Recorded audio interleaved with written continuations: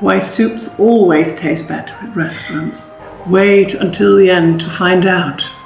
I'm going to cut this beautiful red onion.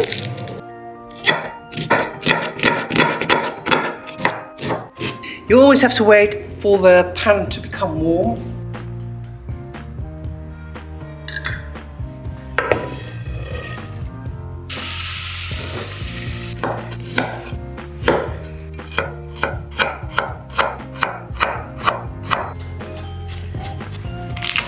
So I'm taking the skin off, and as you saw before, I'm just smashing them. And of course not too fine, but not too thick either.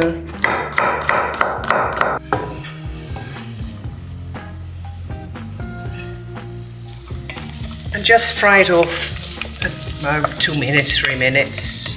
Just a few chili flakes. We'll add a tablespoon of curry powder. Oh, I wish you could smell it. It's beautiful. I'm gonna weigh 150 grams of lentils. And I will put it in a sieve. And I will put some water on it.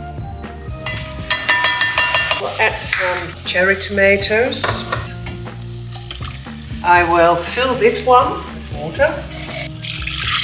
That will be about 400. I'm going to put this canned coconut oil, milk. I will take a little bit of the top, which is the fat, so you can put it later on the soup, and the rest will go into the soup.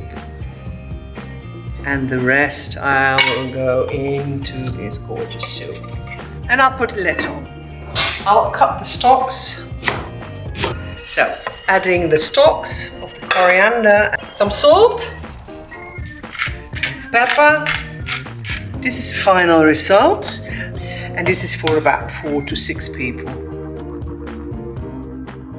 I put some coconut milk on top, coriander on top. You could really slice it down, but I love it to be a little bit coarse.